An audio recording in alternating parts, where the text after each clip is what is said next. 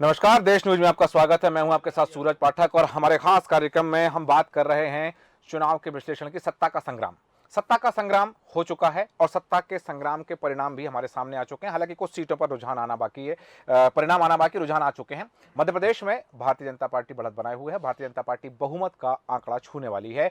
और बात करें राजस्थान की, राजस्थान में भारतीय जनता पार्टी ने बहुमत का आंकड़ा पार कर लिया, वो जादुई आंकड़ा क्रॉस कर लिया है। साथ ही कांग्रेस ने हार स्वीकार कर लिया और भारतीय जनता पार्टी को बधाई दी है। मध्य प्रदेश में भी कमलनाथ ने भारतीय जनता पार्टी को बधाई दी और कहा है कि हम विश्लेषण करेंगे वो कौन सी बातें थीं जो हम जनता तक नहीं पहुंचा पाए। साथ ही छत्तीसगढ़ में भारतीय जनता पार्टी बहुमत का आंकड़ा पार कर चुकी है और छत्तीसगढ़ में भारतीय जनता पार्टी की सरकार बन रही है। काऊ बेल्ट, जिसे हम हिंदी बेल्ट कहते हैं, हिंदी बेल्ट के 3 राज्यों के चुनाव परिणाम कहा जा रहा था कि ये 2024 का सेमीफाइनल है और इस सत्ता के संग्राम में जो परिणाम आएंगे वो प्रभावित करेंगे 2024 के लोकसभा चुनाव को लेकर। वो कौन सी बातें थीं जो कांग्रेस जनता तक नहीं पहुंचाई, वो कौन सी चीजें थीं जो भारतीय जनता पार्टी बहुत आसानी से जनता के मनोमस्तिष्क पर, मानस पटल पर उन चीजों को पहुंचाने में कामयाब रही है। विश्लेषण, क्योंकि अब समय है मंथन का, अब समय है विश्लेषण का और अब समय है तैयारी का। राज तिलक की, राज तिलक की तैयारी उनके लिए जो जीत गए हैं, जो हार गए हैं, जिन्हें हार मिली है, उनके लिए चिंतन, चिंता और मंथन, इन तीनों का अवसर है। क्या चिंता होगी, किस बात पर मंथन करेंगे और राज तिलक की तैयारी जब चेहरे साफ नहीं हैं तो कैसे? न मध्य प्रदेश में, न छत्तीसगढ़ में, न राजस्थान में कौन होगा मुख्यमंत्री का चेहरा, किसके सर पर बंधेगा सेहरा? हम बात करेंगे तमाम विषयों पर। खास मेहमान हमारे साथ हैं, स्टूडियो में हमारे साथ मौजूद हैं भारतीय जनता पार्टी के प्रवक्ता गीत धीर जी। गीत धीर जी, बहुत स्वागत है देश न्यूज में आपका। साथ ही हमारे साथ हैं राजनीतिक विश्लेषक रामानंद द्विवेदी जी। रामानंद जी, आपका स्वागत करते हैं। हमारे साथ उपलब्ध हैं, स्टूडियो मौजूद हैं यश भारती, समाजवादी पार्टी के प्रवक्ता। यश भारती जी, आपका स्वागत करते हैं। और हमारे साथ हैं राजनीतिक विश्लेषक राजेंद्र जैन जी। राजेंद्र जैन जी, आपका भी स्वागत करते हैं। सबसे पहले गीत धीर जी, एक बार सत्ता में वापसी करने के लिए बधाई के साथ आपसे जानना चाहेंगे वो कौन सी कांग्रेस की कमजोरियां रहीं जिनका आपने फायदा उठाया? देखिए, कांग्रेस की कमजोरी पे हमने ध्यान नहीं दिया, लेकिन जनता के विकास को हमने ध्यान में रखते हुए कार्य किया है। महिला का उन्मुक्तिकरण और सशक्तिकरण, इन दोनों चीज़ों पर हमने विशेष रूप से ध्यान दिया है। कांग्रेस कहीं ना कहीं जो वोट बैंक की राजनीति के लिए जाति और धर्म को बीच में लाती थी, हमने इन सब के ऊपर उठ के जनता के विकास को ध्यान में रखते हुए कार्य किया है।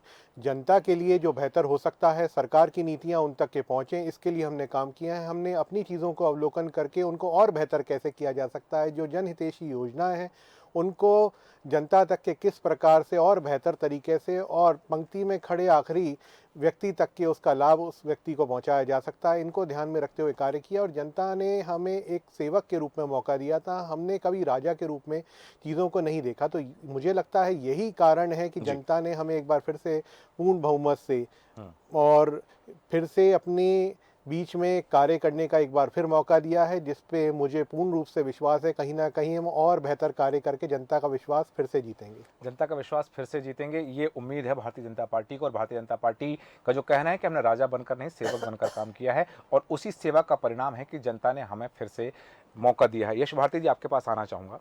एक बात आई थी कि समाजवादी पार्टी और कांग्रेस का जो इंडिया अलायंस के माध्यम से गठबंधन था, उस बात को लेकर के तमाम चीज़ें उभरी। फिर बात हुई कि ये जो गठबंधन है ये लोकसभा के लिए है, नेशनल लेवल पर है, राज्यों में अलग अलग चीज़ें होंगी। लेकिन अभी चुनाव परिणाम से ठीक पहले जो बातें सामने आई कि समाजवादी पार्टी ने कांग्रेस के वोट काटने का काम किया, कितना इत्तेफाक रखते हैं इस बात से आप? नहीं, देखिए, 2 अलग अलग प्रश्न हो गए आपके जी। इंडिया गठबंधन को लेकर के और वोट काटने को लेकर के। ठीक है, तो इंडिया गठबंधन की बात मैं स्पष्ट कर दूं।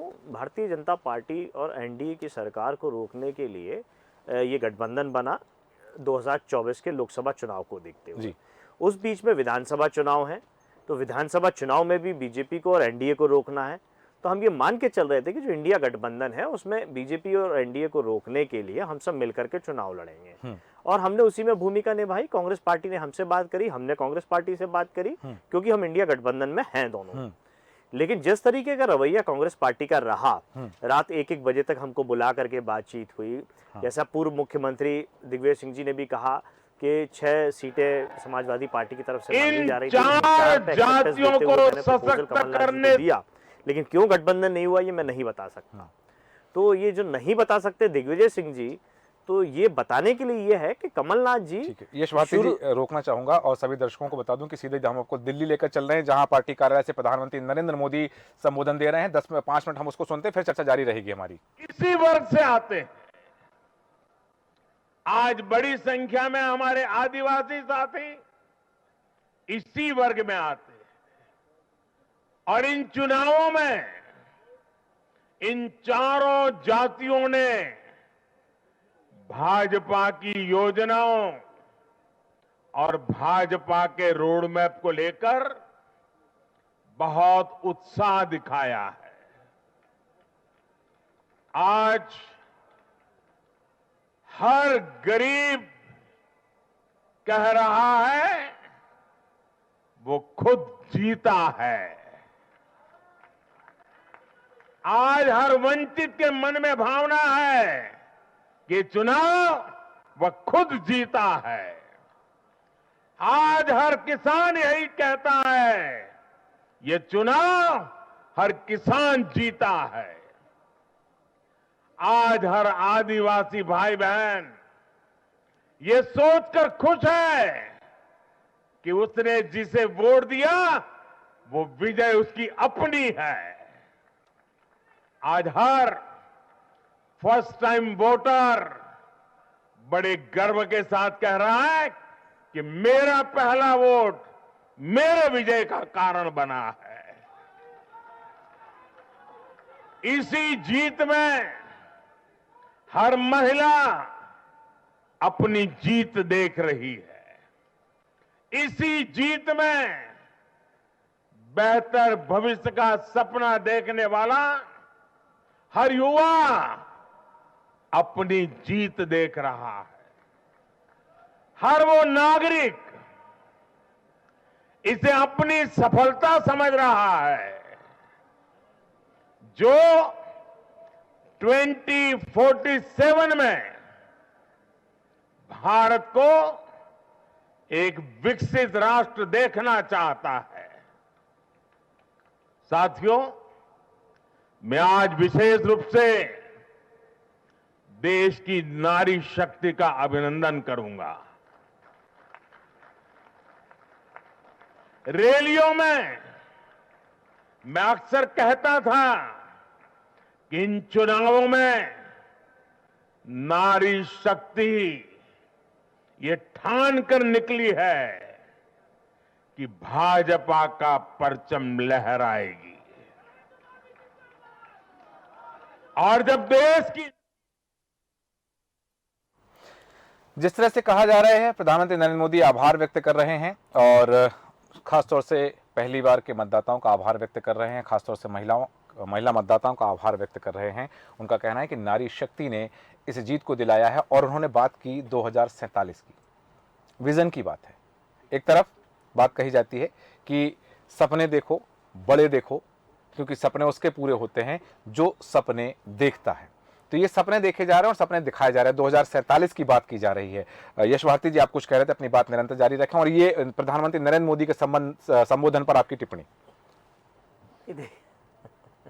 अब प्रधानमंत्री जी कहें या भाजपा नेता कहें, हाँ, तो मैं प्रधानमंत्री जी की हैसियत से तो वो ना बोल रहे थे, वो भारतीय जनता पार्टी कार्यालय में भारतीय जनता पार्टी के चुनाव चिन्ह के साथ भारतीय जनता पार्टी के नेता के रूप में बोल रहे थे, क्योंकि ये प्रतीकों की हाड़ में भारतीय जनता पार्टी बहुत जल्दी आती है। अगर मैं कोई टिप्पणी करूंगा तो हमारे भाजपा के साथी तुरंत बोलने लगेंगे प्रधानमंत्री का अपमान है, देश का अपमान है, इसीलिए उसमें नहीं कहूंगा मैं। चलिए, भारतीय जनता पार्टी के नेता ने जो शब्दावली है जो वक्तावली है, वो बिल्कुल उसी तरीके से है कि जो रामचरितमानस में तुलसीदास जी ने कहा है, समर्थ को ना कोई दोष गोसाई, है ना। तो अब वो समर्थ है तो उनके लिए कोई दोष निकालने का अर्थ नहीं है। हाँ। सब कुछ अच्छा ही है, जो कुछ कहेंगे वो सब अच्छा परिणाम। तो रवि पावक सुरसरी की नहीं हो गया फिर यहाँ पर कि समर्थ को नहीं दोष गोसाई, रवि पावक सुरसरी की नहीं।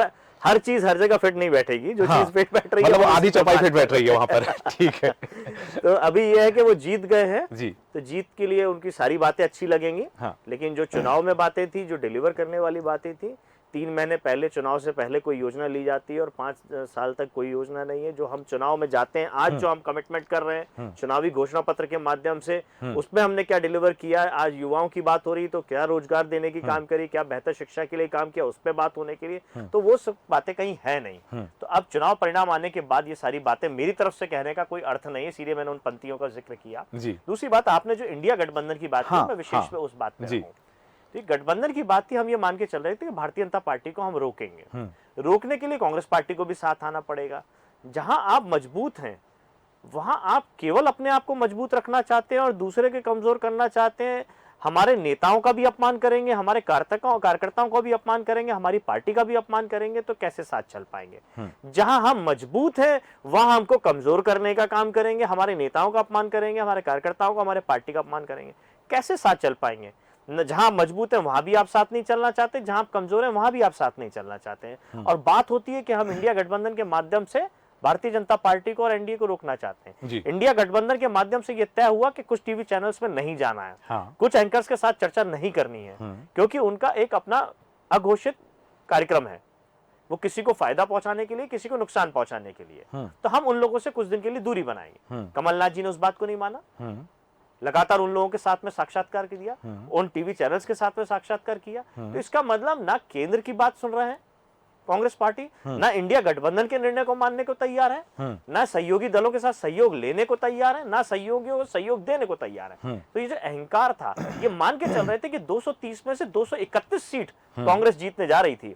और मुख्यमंत्री तो कमलनाथ जी पहले ही हो चुके थे, जब चुनाव लड़ाई भी नहीं थे, टिकट वितरण हुआ भी नहीं था। अवश्यंभावी सीएम, संभावित नहीं, वो तो हो ही गए थे सीएम। अवश्यंभावी शब्द दिया गया था ना, तो वो हो ही गए थे सीएम। और उनकी जो चर्चाओं में दिख रहा था वो यही दिख रहा था। लेकिन जिस तरीके से मुझ जैसा अदना सा आदमी 10 गलतियां पकड़ सकता है, तो आप तो मुझे लगता है 50 से ऊपर निकल जाएंगे। टिकट वितरण में जिस तरीके की चीजें हुई, हमने देखा पिछोर में जो कांग्रेस की सीट लगातार जीत रहे थे 6 बार से, उनकी सीट बदल दी गई, एक नए व्यक्ति को वहां दिया। तो मतलब आपने पिछोर हारने के लिए टिकट दिया। फिर जहां सिटिंग विधायक आपके पास दूसरी पार्टी छोड़ के आया था, जिसको लेकर के ये वक्तावली आई थी कि कपड़े फाड़िए दिग्विजय सिंह जी के, उनके बेटे जयवर्धन जी के लिए, तो वहां सीट पे आपने उस आदमी को भेज दिया हारने के लिए। तो सिटिंग एमएलए कहीं ना कहीं तो आपको नुकसान पहुंचाएगा। तो ये 2 सीटें एक उदाहरण के तौर पर मैंने बताया, ऐसी बहुत सारी सीटें हैं जहां टिकट वितरण हुआ इस तरीके का कि कांग्रेस पार्टी नहीं जीतेगी। तो कमलनाथ जी कांग्रेस को जिताने के लिए काम कर रहे थे या हारने के लिए काम कर रहे थे। सपा का प्रदर्शन इस बार जो है 2018 की अपेक्षा बेहतर नहीं रहा, इसके लिए किससे जिम्मेदार मानते हैं? जो मैंने शुरुआत करी थी इंडिया गठबंधन को लेकर के, हम आश्वस्त थे कि गठबंधन होगा और हमने बहुत इंतजार किया। उस बहुत इंतजार में हमारी तैयारी पीछे छूट गई, हमारे कार्यकर्ता पीछे छूट गए जो बेहतर तैयारी कर सकते थे कम समय में। लेकिन हमारे माननीय राष्ट्रीय अध्यक्ष श्री अखिलेश यादव जी ने आकर के बहुत मेहनत करी। हम सब कार्यकर्तागण उनका धन्यवाद करते हैं और आगे भी चुनाव में बेहतर परिणाम देने के लिए तैयार हैं। इसी को लेते हुए बुंदेलखंड के प्रमुख स्थान खजुराहो में हमने प्रदेश स्तरीय कार्यालय बनाने के लिए जमीन खरीद ली है 3 तारीख का चुनाव परिणाम आने से पहले। यानी हम जनता के बीच में रहने के लिए तैयार हैं, बेहतर प्रदर्शन के लिए तैयार है, लोकतंत्र को मजबूत करने के लिए, बेहतर विकल्प देने के लिए हमारी तैयारी पूरी। ठीक है, आप तीसरे विकल्प के रूप में जनता के सामने हो, जैसे हम थर्ड फ्रंट कह सकते हैं, क्योंकि अभी इससे पहले जब राजनीतिक विश्लेषकों के साथ हमारी चर्चा चल रही थी तब एक बात आई थी कि यदि कांग्रेस का यही प्रदर्शन रहा तो हो सकता है कि जब हम 2028 के चुनाव के लिए विश्लेषण कर रहे हो, चर्चा कर रहे हो, तब कांग्रेस इससे भी दयनीय स्थिति में जा सकती है और वहां पर एक थर्ड फ्रंट आम आदमी पार्टी, समाजवादी पार्टी, बसपा या गोंडवाना गणतंत्र पार्टी या अन्य जो भी स्थानीय दल हैं उनकी भूमिका महती हो सकती है, महत्वपूर्ण हो सकती है। वापस आऊंगा आपके पास में, लेकिन राजन जैन जी यहाँ आपके पास आना चाहूंगा। आंकड़े आप देख रहे हैं, इससे पहले भी हमारी कई डिबेट में चर्चा हुई है, राजनीतिक विश्लेषक के रूप में आप साथ में रहे हैं, ऑन स्क्रीन भी चर्चा हुई है, ऑफ स्क्रीन भी चर्चा हुई है। सबसे पहले इन आंकड़ों पर आपकी टिप्पणी। कुल मिलाकर ये है कि जिस तरीके से मध्य प्रदेश के अंदर कांग्रेस ने अपनी रणनीति बनाई थी, उस रणनीति में उन्होंने जो भी योजनाएं पब्लिक के लिए दी थी, संभावित जो योजनाएं दी थी, मैं समझता हूं कि भारतीय जनता पार्टी ने उस योजनाओं को अपनाया और जनता में परोसने का काम किया और जनता में अपना विश्वास जताने का काम किया। और लाडली बहना योजना और जिस तरीके से कांग्रेस ने अपनी योजना दी थी, गैस सिलेंडर में जो योजना दी थी, भारतीय जनता पार्टी ने 2 कदम आगे बढ़ के पब्लिक को तुरंत देने का काम किया, तुरंत लाभ देने का काम किया।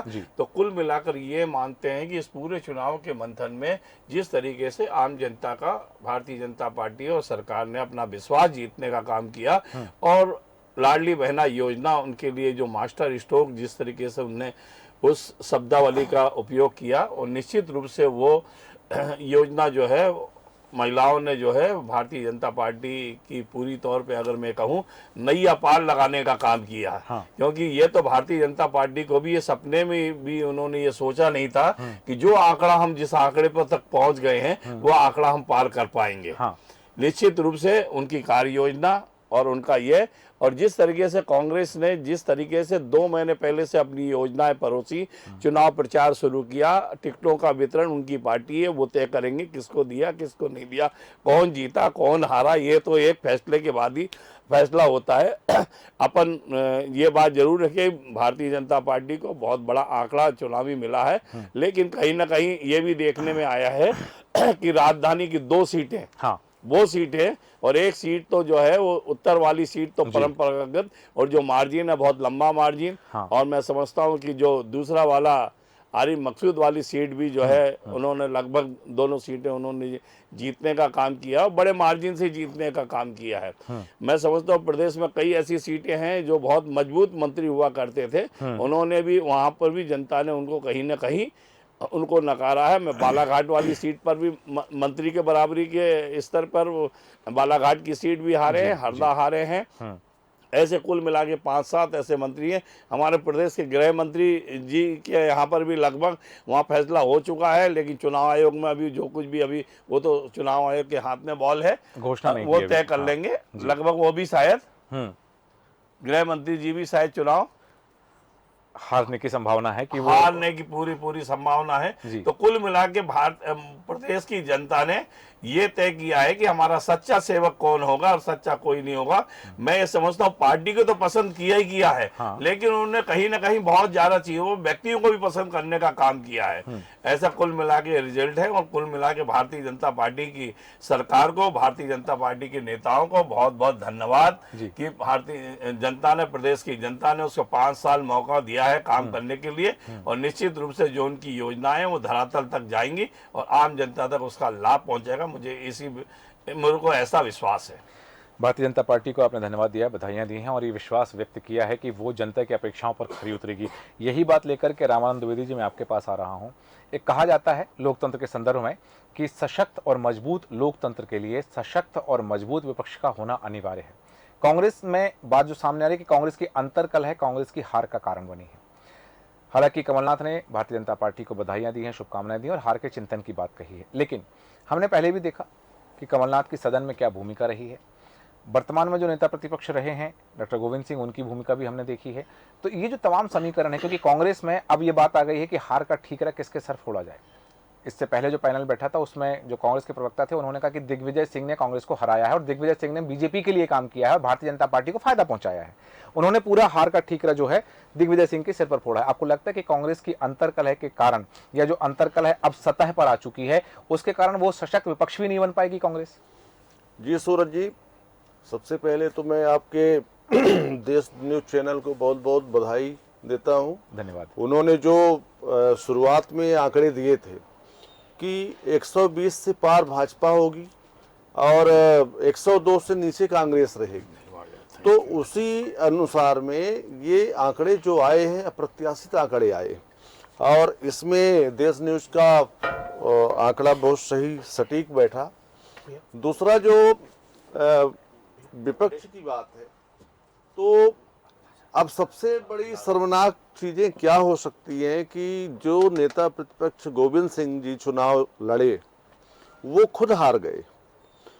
कमलनाथ जी विधानसभा में आते थे, उनका बयान होता था कि यहाँ तो सिर्फ बेवकूफ़ी बातें होती हैं। इस तरीके के जब बोल बाहर जनता तक पहुँचते थे तो कहीं न कहीं ऐसा लगता था कि एक सदन चल रहा है और उसमें नेता प्रतिपक्ष कमलनाथ के ऐसे बयान आ रहे हैं, तो कहीं न कहीं जनता में, कार्यकर्ता में हीन भावना उत्पन्न होती थी। लेकिन इस बार कांग्रेस की करारी हार होगी ये शायद कमलनाथ को भी महसूस ना हुआ होगा, और इन्होंने जो चुनावी रणनीति बनाई थी उसमें अपने वचन पत्र लाए थे जी। उस वचन पत्र में इन्होंने बड़ी अच्छी अच्छी बातें लिखे थे। लेकिन जिस दिन वचन पत्र जनता के सामने लाए और जिस तरीके से दिग्विजय सिंह और कमलनाथ के बीच में वाद संवाद और कपड़े फाड़ने की शुरुआत हुई बिल्कुल, तो उनके वचन पत्र के सारे मुद्दे दब गए। हाँ। और ये पूरे मुद्दे उभर के आ गए कि एक दूसरे के कपड़े फाड़ रहे हैं, जिसका फायदा भाजपा ने भरपूर उठाया। दूसरा, भाजपा ने जो अपनी रणनीति बनाई थी कि हर बूथ तक उनके कार्यकर्ता थे, संगठन लगा था, वो चीज़ कांग्रेस में नहीं दिखी। कांग्रेस के नेता आपस में एक दूसरे के आरोप प्रत्यारोप में लगे रहे। टिकट का वितरण भी हुआ जिस तरीके से होना चाहिए, वो भी चीज़ें साफ आई कि सही ढंग से टिकट भी वितरण नहीं हुआ।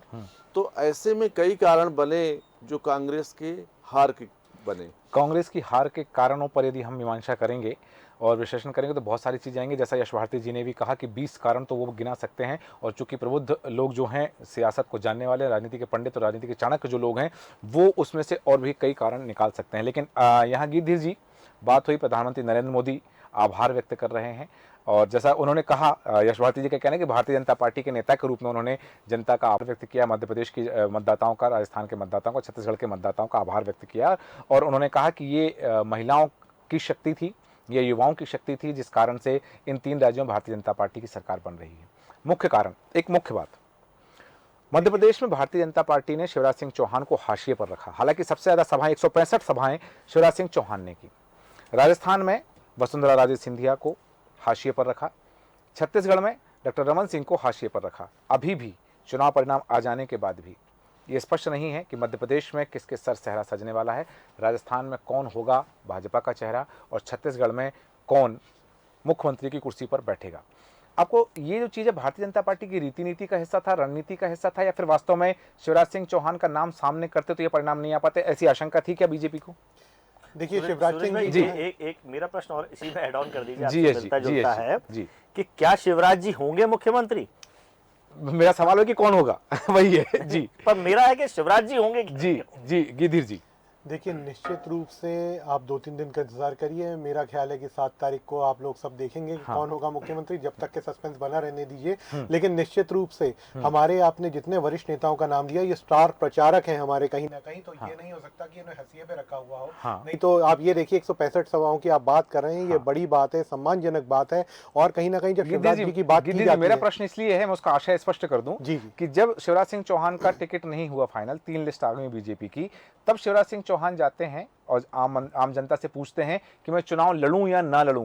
क्या ये शिवराज सिंह चौहान के द्वारा भेजा हुआ मैसेज नहीं था? उसके बाद जब टिकट मिल जाती है तब शिवराज सिंह चौहान मतदाताओं के बीच जाते हैं बुधनी में और पूछते हैं मैं मुख्यमंत्री बनूं या ना बनूं। ये मैसेज ही तो था एक केंद्रीय नेतृत्व को भेजने का। देखिए जनता के बीच में रहना, ग्राउंडेड होना जिसे कहते हैं, जमीन तक की अगर कोई पहुंच सकता है तो शिवराज जी देखिए एक ऐसे जन हितैषी नेता हैं और संवेदनशील नेता हैं जो जनता की भावनाओं का सबसे पहले आदर करते हैं। आज भी जब सुबह जब चुनाव के परिणाम आ रहे थे, उन्होंने प्रेस कॉन्फ्रेंस में सुबह जो है सबसे पहले श्रद्धांजलि दी। वो 3 तारीख को जो गैस कांड हुआ था 1984 में, उसमें जो लोगों ने अपनी जान खोई थी, तो ऐसे संवेदनशील व्यक्ति के ऊपर किसी प्रकार की कोई संवेदना की कोई बात ही नहीं आ सकती। और देखिए पार्टी का एक बड़ा चेहरा है और हम सबके वरिष्ठ नेता हैं, हम उनके मार्गदर्शन में काम करते हैं और निरंतर करते रहेंगे। लेकिन देखिए आपने जिन लोगों की, जैसे राजस्थान की आपने बात करी, छत्तीसगढ़ की आपने बात करी, सभी स्टार प्रचारक हैं, बड़े चेहरे हैं और हमारे मार्गदर्शक है। देखिए इन्होंने अर्श से फर्श तक का सफर कहीं ना कहीं तय किया है और जनता के साथ में कार्य करते हुए, जनता की भावनाओं को समझते हुए, जनता के हितों में कार्य करते हुए। और जनता की जब हम बात करते हैं ना, तो इसमें शिक्षक वर्ग भी आता है, युवा वर्ग भी आता है, महिला वर्ग भी आता है, हमारे सरकारी कर्मचारी अधिकारी वर्ग भी आता है। हमारे जो वर्गों में जब वन व्यवस्था को बांट दिया है था कांग्रेस ने, वो सारे वर्ग भी आते हैं। हमने कभी भेदभाव नहीं किया। हमने जब उद्धार किया है तो प्रत्येक वर्ग का किया है। हमने किसानों के क्षेत्र में भी अगर आप देखेंगे तो वहां पर भी कर्ज माफी हुई। शिक्षकों के क्षेत्र में देखेंगे तो कहीं ना अतिथि शिक्षकों का जहां कांग्रेस ने अपमान किया था, हमने अनेकों वर्गों को साथ में साथ के, हमने वन नेशन की जो थ्योरी है, हमने जनता को एक करके हमने सभी वर्गों का विकास किया है। आप बच्चों तक की बात कर लीजिए, ये वही शिवराज जी हैं जिनको जनता मामा कहकर बुलाती है। जिन्होंने संशय और है, दीदी छोटा संशय और है कि जब राहुल गांधी ने घोषणा की कि हम जातिगत जनगणना कराएंगे मध्य प्रदेश में सरकार यदि बनेगी तो बात हुई बीजेपी की तरफ से कि ये जाति पाति की बात कर रहे हैं, जाति में बांटना चाहते हैं लोगों को और ये भेदभाव उत्पन्न कर रहे हैं, लेकिन आज जब प्रधानमंत्री नरेंद्र मोदी कह रहे हैं तो वो कह रहे हैं कि 4 जातियों के लोगों ने बीजेपी को ज्यादा वोट किया। अब जाति की बात नहीं हो रही। नहीं, ये वो जातियां नहीं है। ये आपने पूरा सुना होगा। जी। ये जो इटालियन मम्मी के इटालियन राहुल जी हैं, हाँ। ये तो निश्चित रूप से ये हिंदू मुसलमान सिख ईसाई को भी बांट बांट के 4 कर देंगे। हाँ। और उनके भी टुकड़े कर देंगे। देखिए, खालिस्तान मूवमेंट अगर चली थी और इसने अगर अपने पैर फंसाए थे तो वो कांग्रेस का समय था। 45 सालों में 70 सालों में आपने जो है पूरा परिणाम देखा। ये वही लोग हैं जो देश का स्विट्जरलैंड बराबर हिस्सा जो है जाकर चीन को दे आते हैं। पाकिस्तान में जो पीओके जिसको हम बोलते हैं वो हिंदुस्तान का हिस्सा था, वो दे आते हैं, बोलते हैं कि साहब वो बंजर जमीन थी। और ये राहुल जी क्या समझेंगे देश की भावनाओं को।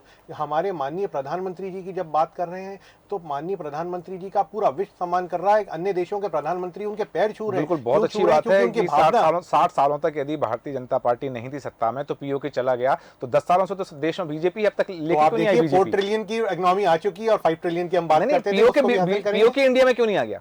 आएगा साहब। धारा 370 हमने ही तो कर दिखाई है। हाँ। कहाँ थी कांग्रेस के अंदर ऐसी? मैं पीओके की बात कर रहा हूं। देखिए जो मोदी जी ने, मैं बताता हूँ। देखिए जो इच्छा शक्ति जिसमें अभी आपने भी सूरज जी बोला और हमारे माननीय प्रधानमंत्री जी ने भी बोला, सपने देखोगे तभी तो पूरे होंगे। हाँ। हमने सपने भी देखे और इच्छा शक्ति भी दिखाई उनको पूरे करने के लिए। तभी तो हमने जो रोड मैप तैयार किया, कहीं ना कहीं उस रोड मैप पे चल के उस लक्ष्य को भी हासिल किया। और मैं पुनः वो बात कर रहा हूँ, यश जी भी आज देखिए उस बात पे आदर के साथ में प्रधानमंत्री जी के ऊपर कोई टिप्पणी नहीं कर पाए, क्योंकि हम जनहितैषी कार्य करते हैं। हम उनको भी दूसरी पार्टी का नहीं समझते, क्योंकि है तो वो मेरे राष्ट्र के एक नागरिक ना, तो उनका भी हित मुझे देखना है और उनका भी जो है लाभ मुझे देखना है कि कहीं ना कहीं वो भी किसी प्रकार से कहीं उनके साथ में भी अहित ना हो जाए। देखिए भली सपा पार्टी के जो नेता हैं वो हों, कांग्रेस पार्टी के नेता हों, लेकिन देखिए वो भी किसी अगर योजना का अगर जब लाभ मिलता है तो कहीं ना कहीं वो भी अछूते नहीं रहते। इससे भली ही अलग बात है कि वो इस बात को समझे ना समझे, देश को तोड़ने के लिए अनेकों शक्तियों के साथ वो मिल जाएं, लेकिन हम तो अपना कार्य राष्ट्र को सर्वप्रथम मान के कर रहे हैं और जनता के सेवक के रूप में कर रहे हैं। हम राजा रजवाड़े की बात नहीं करते हैं। हाँ। मैं दोबारा ये बात बोल रहा हूँ, जैसे दिग्विजय सिंह जी के आप लिए बोलते हैं, मिस्टर भंटाधार की भी उपाधि दी थी, मैं आदर करता हूँ। दिग्विजय सिंह जी बोल रहा हूँ, मैं कमलनाथ जी बोल रहा हूँ, उनका भी आदर और सम्मान करता हूँ, क्योंकि है तो मेरे राष्ट्र के नागरिक ही ना। भले वो अलग पार्टी के अवार्ड नहीं, तो कल उन्हें सद्बुद्धि आएगी और जिस दिन आएगी उस दिन अच्छा, जब जागे जब ही सवेरा। लेकिन जब तक कि हम तो जनता के हितैषी बन के हितैषी कार्यक्रमों में लगे रहेंगे। हमारे शिवराज जी, हमारे माननीय प्रधानमंत्री जी उसी पद पे हमें चलने के लिए जो है अग्रसर कर रहे हैं और उसी पद पे हम अग्रसर होते हुए जनता के। ठीक है, वापस आता हूं आपके पास में। यहाँ 2 बातें हैं। यश जी आप कुछ कहना चाहते थे गिरीश जी की बात पर, उनका जवाब दीजिए। और उनका एक सवाल और है कि जैसे अभी उन्होंने कहा कि योजनाओं का लाभ भले ही कांग्रेस के लोगों को मिल रहा हो या सपा के लोगों को मिल रहा हो, लेकिन तब भी वो राष्ट्र को तोड़ने वाली शक्तियों के साथ मिल जाते हैं। नहीं तो अब ये तो भारतीय जनता पार्टी के शासन में राष्ट्र विरोधी लोग रह रहे हैं। अगर हम लोग राष्ट्र विरोधी तोड़ने की बात करते हैं, लोगों से मिल जाते हैं, तो ये तो शासन इनका है। इनको देखना है कि राष्ट्र विरोधियों को क्यों पनपने दे रहे हैं। नोटबंदी तो इन्होंने यही की थी, सब देश एक कर देंगे। तो बहुत सारी बातें, इनकी बातें तो मैं बहुत सारी बातें ही बोल गए। 2 बातों पे बोलना चाह रहा था मैं, लेकिन ठीक है, राष्ट्र विरोधी बातें तो ये कहेंगे ही। इनको जोड़ना है। भले ही ये भारतीय जनता पार्टी के भव्य कार्यालय में बैठ के इनका भारतीय जनता पार्टी का राष्ट्रीय अध्यक्ष देश की रक्षा सौदे में दलाली लेता हुआ पकड़ा जाए और उसको सजा भी हो सुप्रीम कोर्ट से और वो जेल भी जाए, ये गंभीर बात है। लेकिन फिर भी ये गंभीर बात, राष्ट्रभक्त अगर कोई कहलाएगा तो भारतीय जनता पार्टी का आदमी कहलाएगा। माननीय न्यायालय नहीं, इस विषय में इसलिए। अच्छा चलिए बोलिए, सफाई दीजिए फिर बताते हैं। जज जी देखिए, इस विषय में माननीय न्यायालय की जो बात है वो क्लीन चिट है, इसमें किसी प्रकार का कोई दोष नहीं होता। किसकी बात कर रहा हूँ, नाम बताइए। नहीं, नाम की बात ही नहीं, नाम बताइए ना किसकी बात। जब क्लीन चिट दे दी उसका नाम बताइए। विषय भी क्लीन चिट आ चुकी है, किसको नाम बताइए ना। मैं नाम ही, अरे फिर आप वही बात कर रहे हैं। ऐसे में घोटाले उठा के अगर आपको, अरे बंगारू लक्ष्मण आपके यहाँ रक्षा सौदे में भारतीय जनता पार्टी के कार्यालय में भारतीय जनता पार्टी के राष्ट्रीय अध्यक्ष रहते हुए रक्षा सौदे में दलाली लेते हुए, नगद लेते हुए पकड़े गए, कोर्ट ने सजा दी, सजा याफ्ता है। रक्षा आप कह रहे हो कि घोटाला कहाँ, फोर्स बहुत लंबी है। टोटी वाली बात आ जाएगी साहब, फिर आप मुझे कर रहे हैं। टोटी वाली बात, छोटी सी बात आ जाएगी, लेकिन टोटी चोरी हुई थी साहब, हमने जांच करवाएंगे तो साहब फिर बहुत सारे राज खुल जाएंगे। नहीं साहब, टोटी चोरी हुई थी, उस बात को भी गंभीरता से लेना पड़ेगा। देखिए बात बहुत छोटी सी है, जो इतनी छोटी सी चीज पे नियत खराब कर सकते हो, लेकिन मैं तो फिर भी बोल रहा हूँ सद्बुद्धि आएगी। हमारी नियत खराब है, हम राष्ट्र के खिलाफ हैं, देखिए सद्बुद्धि आएगी, काम कर रहे हैं, भावना के साथ कार्य कर रहा हूँ। और भारतीय जनता पार्टी का प्रतीक लीजिए ना सूरज भाई, मैंने बड़ा शांति से धैर्य से सुना। अब अपने जवाब देने की बात आई है, सुनने की बात है, तो क्षमताएं तो रखनी पड़ेंगी इनको, है ना। एक तरफा प्यार ना करिए। हमें भी थोड़ा प्यार करने दीजिए आपसे। हम भी पर्याप्त आपकी- पर्याप्त आपकी समय है। तारीफ- मेरा पूरा तारीफ बोल रहे स्नेह हैं। मेरा पूरा स्नेह आपके प्रति समर्पित है, पूरा स्नेह मेरा आपके प्रति नहीं, समर्पित आपका है, है। लेकिन मैं नहीं, ये लेकिन आप ये- जी, ये मैं निष्पक्ष गीत रहिए, ये मेरा मैं ये भी गीत भाई आग्रह से है। कह रहा हूँ नहीं, गीत कि जी, एक तरफा ना गीत जी, करें, अपने गीत जी, हम गीत जी। पे बात कह दी, प्यार बरसाया, यश हमें जी, भी प्यार यश जी, बरसाने यश जी, दीजिए। मैं गीत जी से आग्रह करूंगा कि आप यश जी से कहें कि आपका स्नेह यश जी के प्रति समर्पित है। बिल्कुल है, निश्चित जी। रूप से सभी राष्ट्र जी बिल्कुल। मैं तो राष्ट्रवादी व्यक्ति हूँ, सभी जी, बिल्कुल, जी। राष्ट्र के लोगों के लिए, नागरिकों के लिए मेरा भरपूर स्नेह है। जी यश जी अपनी बात देखिए, पूरी करें। बात वही है, आप जीत चुके हैं, योजनाओं की बात करिए। योजना आप प्रदेश के लिए, देश के लिए लाते हैं, उसमें भाजपा, कांग्रेस, सपा, बसपा ये तोड़ने का काम आप कर रहे हैं। जातीय जनगणना की जो बात है, ये कांग्रेस का बड़ा फेलियर है कि मंचों से तो जातीय जनगणना की बात बोलते रहे, लेकिन जो से मैंने कहा कि मैं 10 गलतियां बता सकता हूं, उसमें एक गलती ये भी है, लेकिन जो टिकट वितरण होगा उसमें जातीय जनगणना जैसा दिखा नहीं कि आप अधिकार देना चाहते हैं। नहीं आई वो अगर चीज। उन टिकट वितरण में दिखता, कई हाँ। इनके नेता कांग्रेस पार्टी को छोड़ के चले गए, इंडिपेंडेंट लड़े हैं या दूसरी पार्टियों से लड़े हैं, जो 20-20 हजार वोट लेकर के आए हैं, और हाँ। कांग्रेस पार्टी को हराने में उनकी भी प्रमुख भूमिका रही है। वो लगातार ये बोलते रहे हाँ। कि जातीय जनगणना में जो आप अधिकार देना चाहते हैं वो टिकट वितरण में दिख नहीं रहा, दिखना चाहिए। हाँ। SC ST का अधिकार तो संविधान ने दिया है, OBC का अधिकार दिखता नहीं है। 27% आरक्षण देने की बात कांग्रेस पार्टी करती है, लेकिन वो 27% आरक्षण दिखता नहीं है। वो 14% दिखता है। तो हाँ, तो वो सब बातें लगातार रही, और यहाँ गीत भाई भी वही बात कह रहे हैं। तो ये लगातार झारखंड के चुनाव में यही नरेंद्र मोदी जी जो बड़े मन से कहते थे मैं OBC हूं, अपनी जाति बता रहे थे, और अमित शाह जी भी बता रहे थे कि नरेंद्र मोदी जी से बड़ा कोई OBC नहीं होगा जो OBC हित की योजना लाए। तो ये आज बात कर रहे हैं जब इनको फेलियर होता हुआ दिखता है। जातीय जनगणना हमारा एक बड़ा मसला है समाजवादी पार्टी का। समाजवादियों का आज से नहीं है, डॉक्टर राम मनोहर लोहिया जी से, डॉक्टर अंबेडकर जी से लेके श्रद्धेय नेताजी मुलायम सिंह जी और आज माननीय श्री अखिलेश यादव से हम जातीय जनगणना की बात कर रहे हैं। जब तक जातीय जनगणना नहीं होगी, जो योजनाएं पिछड़ा वर्ग, अनुसूचित जाति, जनजाति, सामान्य वर्ग सभी के लिए चल रही हैं, वो पूरी नहीं हो सकती। जो लोग मुख्य धारा से छूट गए वो मुख्य धारा में नहीं आ सकते जब तक जातीय जनगणना नहीं होगी। ये एक प्रमुख विषय है। ठीक है, आपने कहा कि ये चीजें हैं और ये एक फेल्यूर रहा है कांग्रेस का कि उन्होंने जातीय जनगणना की बात कही। लेकिन मैं आपके पास आना चाहूंगा राजन जैन जी, दो बातें मेरी कि वास्तव में जातीय जनगणना की बात कांग्रेस के लिए इस समय उपादेयता रखती थी, क्योंकि एक समय था जब कहा जाता था जात पर ना पात पर, इंदिरा की बात पर मोहर लगेगी हाथ पर। ये बात कांग्रेस कहती थी एक समय, और अब जब राहुल गांधी कह रहे हैं कि जातीय जनगणना कराने की बात, क्या ये कांग्रेस का फेल्यूर था? पहली बात। दूसरी बात, इस चुनाव में हमने जो चीजें देखी, हमने पनौती देखी, हमने मूर्खों का सरदार देखा, और तो ये सारी चीजें जो थी, क्या इन सबकी उपस्थिति दर्ज होना जरूरी थी? जरूरी था इस चुनाव में ये चीजें होना?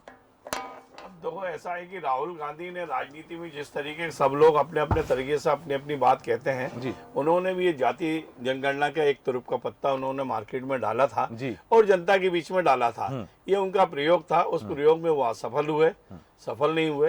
ये एक रणनीति उन्होंने बनाई थी, और जिस रणनीति में पब्लिक में देने में वो रणनीति की शिकार हो गए। जी। और निश्चित रूप से, और रही बात अभी जो बातचीत हो रही है दिग्विजय सिंह और कमलनाथ जी की, मैं समझता हूँ कि कमलनाथ जी भला ही प्रदेश हार गए हों, लेकिन उनका जो अपना जिला है वो जिले में शायद मैं समझता हूँ कि उन्होंने लगभग 80% सफलता प्राप्त की है। जिले की जो भी सीटें हैं उन सीटों में 7 सीटों में लगभग 5 सीटें वो जीत उन्होंने हासिल की है। और अब ऐसा है कि जब चुनाव होता है, दो पहलवान जब मैदान में लड़ते हैं तो एक को तो निश्चित हारना ही पड़ता है। योजनाएं उन्होंने बड़ी बड़ी दी थी और लोगों को परोसने का काम भी दिया था, लेकिन जो उनकी योजनाएं थी वो बैट एंड वॉच की योजनाएं थी। पब्लिक को कहा था सरकार हमारी आएगी तो हम आपको इस योजनाओं में शामिल करेंगे। जी। मतलब अपन ये कहेंगे उन्होंने एक शर्त रखी हुई थी पब्लिक के सामने जी। कि आप हमको जिताइए, हम आपको सुविधाएं देंगे। जी। और भारतीय जनता पार्टी के पास ये था कि अभी योजना का लाभ लीजिए और अभी हमको इसका फायदा दीजिए। इसमें भारतीय जनता पार्टी सफल हो गई और जनता को उनकी योजना पसंद आ गई और लाडली बहनाओं ने उनको जीत का सेहरा उनके सिर पे बांध दिया। जीत का सेहरा लाडली बहनाओं ने भारतीय जनता पार्टी के सिर पर बांधा है। यहाँ रामानंद द्विवेदी जी, एक सवाल है, कई बार इस चर्चाएं हुई हैं, हमने देखा कि जैसे ही नारी सम्मान योजना की बात आई तो शिवराज सरकार ने 1000 रुपये की लाडली बहना योजना को 1250 कर दिया।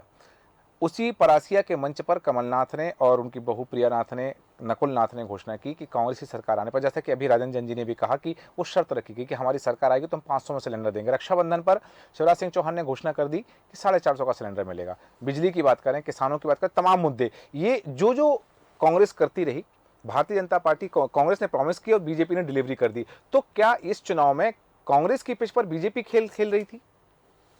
नहीं सूरज जी, ये जो अभी जैन साहब ने बताया जी ये बिल्कुल सही है कि उनकी योजनाएं संभावनाएं पे थी कि हम ऐसा करेंगे, भविष्य की बातें हो रही थी जी। और बीजेपी उसको तुरंत इम्प्लीमेंट कर रही थी। तो इसमें जनता को सीधे लाभ मिल रहा था, जिसका नतीजा ये आपके सामने है हाँ। कि जनता ने भी उनको विश्वास मत दिया और इतना दिया कि ये बम्पर वोटों से आज भाजपा यहाँ मध्य प्रदेश में आई है। जी। तो कहीं न कहीं चाहे लाडली बहना योजना हो, चाहे मोदी का जो नारा था कि एमपी में मोदी, मोदी के मन में एमपी, जी। उसका भी इफेक्ट रहा। इस तरीके से प्रधानमंत्री आवास योजना जो गरीबों को आप भी देखे होंगे जी। कि आज से यदि हम 10 साल 5 साल पहले की बात करें तो आदिवासी क्षेत्रों में बेचारे झोपड़ी में रहते थे, आज उनको पक्के मकान मिल गए। तो कहीं न कहीं इसका लाभ भाजपा को मिला। बिल्कुल। और जनता जो है भाजपा पे विश्वास जताया और उनको बम्पर वोटिंग की। भारतीय जनता पार्टी एक बात जी और कहना चाहता हूँ जी जी जैन साहब कि जिस तरीके से कांग्रेस ने कहा था कि हमारी लड़ाई तो पब्लिक लड़ेगी, हाँ अरे भाई ये 1948 की लड़ाई थोड़ी है कि जो पब्लिक आपकी लड़ाई लड़ेगी। क्यों लड़ेगी आपकी लड़ाई भाई? जी। भाई क्यों लड़ेगी आपकी लड़ाई? बिल्कुल। जिस तरीके से उन्होंने अपने पूरे मतलब पूरा चुनाव प्रचार, मैं समझता हूं कि एक हफ्ते पहले ही उन्होंने जो है उस पूरे बंद कर दिया चुनाव था। प्रचार से वो बिल्कुल। या तो थक गए थे हाँ। या उनका मन पूरा हो गया था और उन्होंने कहा ये जनता चुनाव लड़ेगी हमारा, तो जी बिल्कुल। जनता चुनाव लड़ेगी और जनता ने चुनाव ना लड़के जनता को जो जनता के हित में अच्छा लगा तो जनता ने वो फैसला कर दिया। बिल्कुल, ये जनता का फैसला और जनादेश हमारे सामने आ चुका है। और जैसा कि हम देख रहे हैं कि मध्य प्रदेश में लाडली बहना ने कमाल तो दिखाया, लेकिन राजस्थान में 10 योजनाओं की गारंटी राहत शिविर कैंप का उतना असर नहीं हो पाया, उसने कमाल नहीं दिखाया। और साथ ही छत्तीसगढ़ में महतारी की बात करें, छत्तीसगढ़ में गोठान की बात करें, तो वहां गोठान का जो कमाल दिखना था, जो जादू दिखना था, वो दिखा नहीं है। तात्पर्य यह रहा कि मध्य प्रदेश, राजस्थान, छत्तीसगढ़ में भारतीय जनता पार्टी को जनता ने शिरोधार्य किया है, उनके सिर पर ताज पहना। हालांकि बिंदु और हैं जिन पर हम चर्चा कर सकते हैं, पर समय हमें अनुमति नहीं देता, इसलिए चर्चा को विराम देंगे। गीधीर जी, रामानंद द्विवेदी जी, यश भारती जी हमारे साथ बने हुए थे। राजेंद्र जी, आप सभी का धन्यवाद चर्चा में शामिल होने के लिए। बात आ रही है जनादेश की, बात आ रही है चुनाव के परिणाम की। भारतीय जनता पार्टी को शिरोधार्य है, जनता ने आशीर्वाद दिया है। परीक्षा अभी भी बाकी है, लेकिन अब जीतने हारने की परीक्षा नहीं है, अब परीक्षा है जनता की उम्मीदों पर खरा उतरने की। अब परीक्षा इस बात की है भारतीय जनता पार्टी की, जनादेश तो मिल गया है, लेकिन कहीं कहते हैं कि यदि गरिमा आ जाती है, यदि बड़प्पन आ जाता है तो उसे संभाल के रखना पड़ता है। अब भारतीय जनता पार्टी के लिए यह बड़ी परीक्षा हो कि अभिमान ना आए और निरंकुशता ना आए, इस बात का विशेष ध्यान रखना होगा। कहीं मत जाइए, बने रहिए देश न्यूज के साथ। बहुत जल्द नए आंकड़ों के साथ, नए मेहमानों के साथ आपसे फिर मुलाकात होगी, जल्द ही। नमस्कार।